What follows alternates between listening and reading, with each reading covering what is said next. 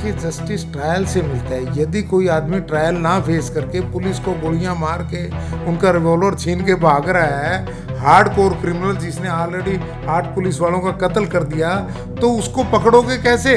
उसको तो मारना ही पड़ेगा पुलिस। यदि ये एनकाउंटर फेक एनकाउंटर है तो एक्शन जरूर होना चाहिए, पर यदि फेक नहीं है, जैसे हमारे पास आज फैक्ट्स हैं, तथ्य हैं, मैं समझता हूँ कि पुलिस का वो ड्यूटी थी उसको मारना भी।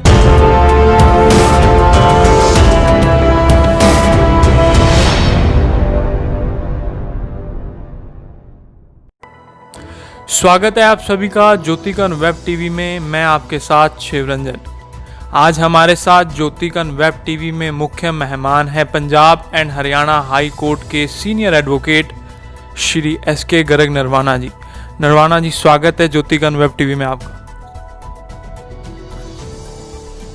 तो नरवाना जी से पहले तो हम ये पूछेंगे कि वो हमारे दर्शकों को ज्योतिकन वेब टीवी के माध्यम से क्या संदेश देना चाहेंगे। देखिए, ये बड़ा फेयर वेब टीवी है। इसके जो संचालक हैं वो बड़े फेयर व्यक्ति हैं और बहुत समय से इस फील्ड में काम कर रहे हैं और वो बड़े लीडर हैं और साहसी हैं, और मेरी शुभकामनाएं हैं कि बहुत तरक्की करें।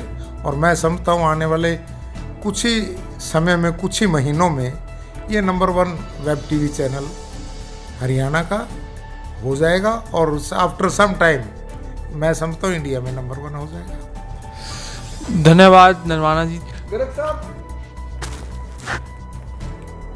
मार्च से लगातार जो देश की अदालतें हैं, चाहे सुप्रीम कोर्ट है, चाहे स्टेट हाई कोर्ट्स हैं, चाहे कोऑर्डिनेट जुडिशरी है, उनका काम जो है तकरीबन ठप पड़ा है, ना के बराबर काम हो रहा है, अदालतें बंद हैं। तो बतौर लायर, क्योंकि आप जो वकील है उसका दर्जा वो ऑफिसर ऑफ द कोर्ट कहलाता है, बतौर वकील और बतौर सीनियर एडवोकेट, क्या देश की अदालतें जैसे लॉकडाउन जो है अनलॉक हो गया है वो नहीं खुलनी चाहिए? देखिए, मेरा इस पे व्यू ये है कि अभी जैसे कि एक्सपर्ट्स की, वर्ल्ड हेल्थ ऑर्गेनाइजेशन की ये ओपिनियन आती जा रही है कि भी अभी कोविड का पीक अभी आना बाकी है, तो मैं ये समझता हूँ कि नो डाउट कि इससे लोगों को परेशानी तो है, परंतु यदि हम इस बात का कंपैरिजन इस बात से करें कि लोगों की हेल्थ के लिए या लोगों की लाइफ के लिए ये इसका क्या इफ़ेक्ट है, तो मैं समझता हूँ कि कोर्टें यदि फ़िलहाल जिस तरह से अब काम कर रही हैं इसी तरह से काम करती रहें, वो भी बहुत सफिशिएंट है, क्योंकि अर्जेंट मैटर्स कोर्ट्स बहुत अच्छे से सुन रही हैं और लोग कोर्ट्स को अप्रोच भी कर रहे हैं। मतलब आपका स्पष्ट मानना है कि अभी जिस तरह का आपको लगता है कि अभी कोविड जो महामारी है अभी पीक पर आएगी, अभी कोर्टों के खुलने की जरूरत आपके हिसाब से नहीं है, अभी नहीं खुलने चाहिए? बिल्कुल ठीक है, क्योंकि आमतौर पे देखिए जो सीनियर लॉयर्स हैं वो भी सीनियर सिटीजन के उम्र के आसपास ही होते हैं और ऑनरेबल जजेस भी। तो मेरा व्यू ये है कि और क्लाइंट्स भी और बहुत अदरवाइज लॉयर्स भी, तो मेरा व्यू ये है कि अभी कोर्ट्स को फिजिकल अपीयरेंस से वर्किंग ना की जाए और जो ये वर्चुअल हियरिंग से केसेस सुने जा रहे हैं ये बेटर है और we should wait for that. Garg साहब, वही कोविड-19 को लेकर मेरा एक प्रश्न है कि मास्क की बात करते हैं, सैनिटाइजर की बात करते हैं, सोशल डिस्टेंस की बात करते हैं, फिजिकल डिस्टेंस की बात करते हैं, पॉलिटिकल पार्टियां अपने धरने प्रदर्शन, अभी पीछे कांग्रेस ने पेट्रोल डीजल को लेकर धरने प्रदर्शन किए, INLD में किए, और पार्टियां, सभी पार्टियां कर रही हैं, पब्लिक प्लेसों के ऊपर जो है फंक्शन हो रहे हैं। क्या ये इन आम लोगों के साथ एक ग्रेट इनजस्टिस नहीं है कि पिक एंड चूज की पॉलिसी सरकारें, क्या स्टेट हाई कोर्ट्स को इसके ऊपर सो मोटो लेना चाहिए?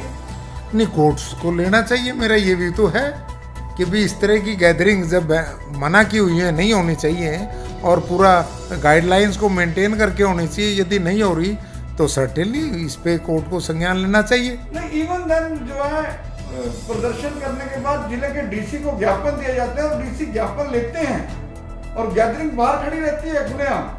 तो क्या आप ऐसे अधिकारियों के खिलाफ कार्रवाई की मांग करते हैं? नहीं, सर्टेनली कोई भी आदमी कानून से ऊपर थोड़ा ही है, चाहे वो डिप्टी कमिश्नर हो, चाहे वो कमिश्नर हो, चाहे वो चीफ सेक्रेटरी हो, या कोई भी व्यक्ति किसी भी ओहदे पे हो, कानून से ऊपर कोई नहीं है। अनलॉक होने के बाद जो भी इस तरह की एक्टिविटी पॉलिटिकल पार्टी ने की, क्या आप उसके ऊपर मांग करते हैं स्टेट्स के चीफ मिनिस्टरों से? नहीं, मांग करने की तो जरूरत नहीं, कानून को इम्प्लीमेंट करना पुलिस का काम है, स्टेट का काम है, उनको इम्प्लीमेंट वैसे ही करना चाहिए।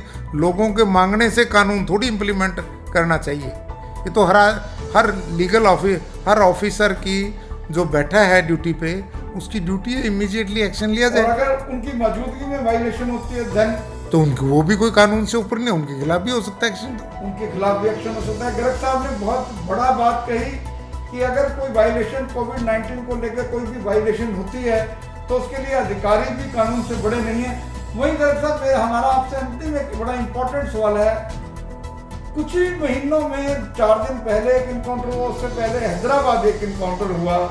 जो 4 दिन पहले इनकाउंटर हुआ विकास दुबे का हुआ, जो उज्जैन महाकाल मंदिर के बाहर से पकड़ा गया और उसको मार दिया गया। आप ये चीज़ें कहीं ना कहीं संविधान से, देश के कानून से और मानव अधिकारों का उल्लंघन, संविधान का उल्लंघन, कानून का उल्लंघन आपकी नज़रों में नहीं? आप बहुत सीनियर एडवोकेट हैं। देखिए, आतंकवादियों को मारना कोई गैर कानूनी नहीं है। नंबर 2 बात, आप कश्मीर में नहीं देख रहे, डेली 2, 3, 4 लोग जो आतंकवादी हैं वो मारे जा रहे हैं, वो कोई कानून के खिलाफ थोड़ा ही है। यदि विकास दुबे 8 पुलिस वालों को मार के फरार हो रहा है और उसके पास इलीगल वेपन्स हैं बड़े भारी, पुलिस के वेपन्स उसने छीन लिए हैं, और फिर वो जब पुलिस की गिरफ्त में आया, फिर जब वो पुलिस को गोली मार के भागने की कोशिश कर रहा है, तो उसको तो मारना मैं समझता हूँ कानून के मुताबिक ही है। लॉ परमिट करता है पुलिस को ऐसे लोगों को मारने का इन हालात में, सर्कमस्टांसेस में। कानून इसके गर्ग परमिट करता है तो उत्तर प्रदेश के मुख्यमंत्री ने इसकी जुडिशियल जांच के आदेश क्यों दिए? क्या वो जांच गैर कानूनी है? वो गलत गठन किया हुआ है इसका चीफ मिनिस्टर योगी जी ने?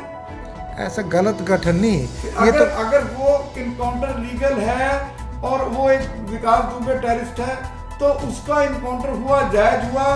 चीफ मिनिस्टर ने 2 टूक क्यों नहीं कहा कि वो टेररिस्ट था और उसने पुलिस का रिवॉल्वर लेकर भागा और इनकाउंटर में मारा गया? तो फिर जुडिशियल इंक्वायरी की जरूरत कहाँ पड़ी? देखिए, क्योंकि बहुत लोग ये डिमांड कर रहे थे भी ये तो गलत एनकाउंटर कर दिया। मैं समझता हूँ मुख्यमंत्री ने ये ठीक किया कि इस बात का भी डाउट दूर हो जाना चाहिए हर आदमी का कि भी यदि ये जुडिशियल इंक्वायरी हो जाती है और उसके अंदर कोई गलत पाया जाता है, एक्शन होना चाहिए। यदि ये एनकाउंटर फेक एनकाउंटर है तो एक्शन जरूर होना चाहिए, पर यदि फेक नहीं है, जैसे हमारे पास आज फैक्ट्स हैं, तथ्य हैं, मैं समझता हूँ कि पुलिस का वो ड्यूटी थी उसको मारना भी। गर्ग साहब, आपको बड़ी अच्छी तरह याद होगा हैदराबाद में एक रेप कांड हुआ था, गैंग रेप। उसमें कुछ अक्यूज जो हैं उनका भी इनकाउंटर किया गया था, ये कहकर भी पुलिस कस्टडी से उन्होंने भागने की कोशिश की। उनके पास कोई हथियार नहीं थे, उनके पास पुलिस ने ये नहीं एलिगेशन लगाया कि ये हमारे हथियार छीन कर दौड़े, फिर उनका इनकाउंटर क्यों हुआ, उनका ट्रायल क्यों नहीं चला? देखिए, ये तो जब तक आप केस के पूरे फैक्ट्स आपके सामने नहीं है, हमारा ओपिनियन उसमें मायने नहीं रखेगा। यदि वो भागने की कोशिश कर रहे थे, वो 4 आदमी थे और पुलिस मान लो इनसफिशिएंट थी और पुलिस को लग रहा था भी ये फर्दर कोई अपराध कर सकते हैं, तो उनको भागते हुओं को नहीं पकड़े जा रहे थे, मार दिया तो लीगल था। यदि वो इलीगल था तो मेरा ख्याल उसमें FIR शायद दर्ज हुई है, तो उसमें इंक्वायरी हो जाएगी, इन्वेस्टिगेशन होगी, पता लग जाएगा। क्या एक टेररिस्ट के या एक क्रिमिनल के या एक हार्डकोर क्रिमिनल के या एक गैंगस्टर के कोई लीगल राइट नहीं है? नहीं, उसके 100% ह्यूमन राइट्स है, परंतु ह्यूमन राइट्स भी कानून के दायरे में ही है। यदि एक क्रिमिनल को, टेररिस्ट को अरेस्ट कर लिया और वो कस्टडी में कोई इलीगल काम नहीं कर रहा, पुलिस को उनका रिवॉल्वर छीन के मार के नहीं भागने की कोशिश कर रहा, तो उसको पुलिस यदि मारती है वो मर्डर है। मतलब आपका स्पष्ट कहना है बतौर senior advocate, Punjab Haryana high court में आप सीनियर एडवोकेट हैं, सुप्रीम कोर्ट तक आप प्रैक्टिस करते हैं, दिल्ली में भी आपका ऑफिस है, आपकी पूरी फैमिली वकालत की दुनिया में है। मेरा मोटा सा सवाल गर्ग साहब ये है कि क्या विकास दुबे का इनकाउंटर जायज है या नाजायज है? देखिए, अब जुडिशियल इंक्वायरी चल रही है, मेरी ओपिनियन की कोई वैल्यू नहीं, बट प्रेस को बैरिकेड करके रोका गया और उसके बाद गाड़ी पलटी हुई दिखाई, इनकाउंटर दिखाया, तो सारी कार्रवाई को क्यों रोका गया बीच में? ये बड़ा सवाल है गर्ग साहब। नहीं, ये बड़ा सवाल का रिप्लाई है, ये टीवी मैंने भी देखा था, वो मीडिया वालों ने क्वेश्चन पुलिस वालों से कर रहे थे, उन्होंने कहा सुबह 4 बजे से नाका लगा हुआ है ये और आपको कोई नहीं रोक रहा, आपने जाना है आप इनको उठवा के जा सकते हैं, उन्होंने भेजा है। ये तो मैंने भी बाइट देखी है टीवी के ऊपर। तो मेरा व्यू ये है कि अभी कुछ भी प्रोडिक्ट ना करो, क्योंकि जुडिशियल इंक्वायरी आप कह रहे हो मुख्यमंत्री ने इनिशिएट करवा दी है, उसमें भी पता लग जाएगा। बाकी फैक्ट्स के मुताबिक जो हमारे सामने हैं, देश की जेलों में टेररिस्ट बंद हैं गर्ग साहब, इसका मतलब उनका भी इनकाउंटर हो जाना चाहिए। नहीं, बिल्कुल भी नहीं होना चाहिए। वो कोई पुलिस को मार के भागने की कोशिश थोड़ी कर रहे हैं। अब तो हमारे पास फैक्ट्स इतने हैं कि वो पुलिस वालों का रिवॉल्वर छीन के उनको गोली मार के भाग रहा था। 2 पुलिस वालों को गोली लगी हुई है, आप देखिए। जो गाड़ी पलटी, 4 पुलिस वाले जख्मी हैं उसमें। नहीं गर्ग साहब, वो आपके पास गलत इन्फॉर्मेशन है। वो उनको चोट एक्सीडेंट के कारण लगी है, गाड़ी पलटने के कारण लगी है, कोई अटेम्प्ट नहीं हुआ उनके साथ। देखिए, ये तो टीवी पे तो ऐसा ही था, अब फैक्ट्स का हमें पता नहीं, तभी मैं कहता हूँ। चलिए, मैं चलते चलते बतौर लॉयर, एक सीनियर डेजिग्नेटेड एडवोकेट से, क्या आपको इस चीज की कानून, देश का संविधान लिबर्टी देता है कि नहीं कि आप एक क्रिमिनल के, हार्डकोर क्रिमिनल के, गैंगस्टर के या एक टेररिस्ट के वकील नहीं हो सकते? नहीं, क्यों नहीं हो सकते, हम वकील हैं, होते हैं। जब इस तरह का कानून में प्रावधान है, कानून उनको शेल्टर करता है, प्रोटेक्ट करता है, तो आप जैसा एक सीनियर वकील ये कहता है कि उसकी जो इनकाउंटर है वो जायज है। मैंने देखिए, क्या आपकी नजरों में ट्रायल जरूरी है? ट्रायल से जस्टिस मिलेगा या बंदूक से जस्टिस मिलेगा? देखिए, जस्टिस ट्रायल से मिलता है। यदि कोई आदमी ट्रायल ना फेस करके पुलिस को गोलियां मार के उनका रिवॉल्वर छीन के भाग रहा है, हार्ड कोर क्रिमिनल जिसने ऑलरेडी 8 पुलिस वालों का कत्ल कर दिया, तो उसको पकड़ोगे कैसे? उसको तो मारना ही पड़ेगा, पुलिस को मार दिया। बतौर लॉयर आपके पास इस तरह की कोई एविडेंस है कि उन 8 पुलिस वालों को विकास दुबे ने ही मारा?